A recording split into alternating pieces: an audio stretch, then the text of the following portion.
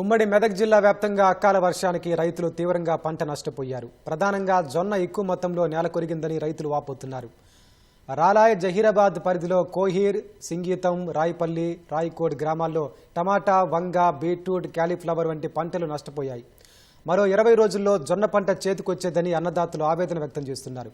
ప్రభుత్వం తమను ఆదుకుని నష్టపోయిన పంటకు పరిహారం చెల్లించాలని వేడుకుంటున్న రైతులతో మా ప్రతినిధి రామకృష్ణ ముఖాముఖి.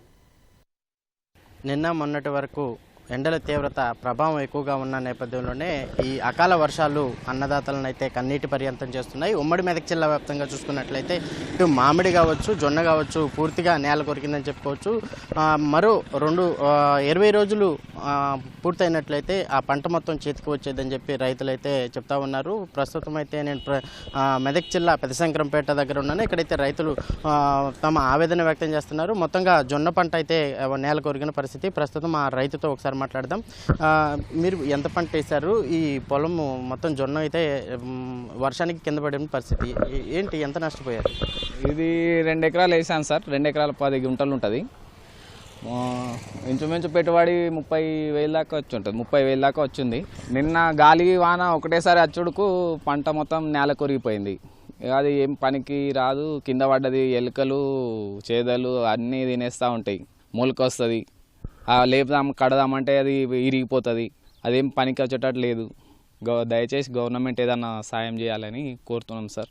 మీరు చెప్పండి, మీరు ఎంత పంట వేశారు? ఎంత ఈ అకాల వర్షం ఏదైతే ఉందో దాన్ని మీకు ఎంత నష్టపరిచింది? సార్ దీన్ని ఒక 3 నెలల ముందు నుంచి మేము కాపాడుకుంటూ వచ్చినాం. నీళ్ళు ఆటోమేటిక్ బోర్లు తగ్గిపోయినాయి. బోర్లు తగ్గిపోతే ఒక సింగిల్ పీస్ మోటార్ పెట్టుకొని ఒక కళ్ళం వెళ్ళాము, 2 కళ్ళలు వెళ్ళాము, పారబెట్టుకుంటూ వస్తున్నాం. పారబెట్టుకుంటూ వచ్చినాం. ఒక 15 నుంచి 20 రోజుల మధ్యలో పంట చేతికి వస్తుండే సార్. మాకు పంట చేతికి వచ్చే మూమెంట్లో గాలి వాన వచ్చి మొత్తం నేల కొరిగి పంట అంతా నష్టపోయింది. ఏదైనా మాకు గవర్నమెంట్ సాయం చేయాలి సార్. నోటికి వచ్చిన పంట పోయింది. ఇన్ని వద్దులు చేసిన శాతమైంది. మేము బతుకు తెరివే మాకు దాని మీద. మాకేం గవర్నమెంట్ జీతాలు లేవు, మాకేం లేదు సార్. మేము చేసేదే రైతు కష్టం చేసేది. ట్రాక్టర్ కిరాయిలు పెట్టుకున్నాం, ఇత్తనాలు కొనుకొచ్చుకున్నాం, మందు సంచులు కొనుకొచ్చినాం. ప్రతి ఒక్క పెట్టుబడి పెట్టినాక కూడా ఏది కాలేదు. బోరు మోటార్ మొన్న కొనుకొచ్చి పెట్టినాం. ఆ బోర్ అంటే బంద్ అయిపోయింది. సింగిల్ పీస్ మోటార్ తీసి సన్నం పెట్టుకున్నాం. దాంతో తడుపుకుంటూ వచ్చినాం. ఒక 15 నుంచి 20 రోజుల మధ్యలో పంట చేతికి వస్తుంది. దీంతో చాలా పెద్ద ఎత్తున నష్టపోయినాం. సరే, మేము 2 ఎకరాలు వేసాం సార్ జొన్న. ఒక 20 రోజులు అయితే వస్తుండే చేతికి పంట. మొత్తము నష్టపరిహారం అయిపోయింది సార్. మొత్తం ఈ విధంగా పడిపోయింది. సాయం జరగాలి గవర్నమెంట్ నుంచి అని కోరుకుంటాం సార్. మొన్న మేము 1.5 ఎకరం వేసాను. వేస్తే నా బోర్ మొత్తం ఎండిపోయింది. ఎండిపోతే మొన్న ఒక బోర్ 750 ఫీట్లు వేసాను. వేసినాక కొన్ని పడ్డాయి. ఇంకా కొన్ని పడితే కొన్ని వారబెట్టుకుంటే ఇట్లా రోజు బతుకుతున్నాం. బతికే నిన్న ఆనబడ్డది నాది సాయంత్రం 7 గంటలకు ఎక్కువ లేకుండా మన సార్ ఏది మా అవ్వ అయితే ఇంట్లోకి వెళ్ళి లేసుడు లేదు. ఇక ఏమైనా సహకారం చేస్తాడు గవర్నమెంట్ నుంచి అని మీకు పిలిపించినాము. చూడండి మా జొన్నల పరిస్థితి, మీరు ఏమన్నా సహకారం చేయండి. మన నోట్లకు ఇంకో 20-15 రోజులు అంటే నా నోట్లకు వచ్చు.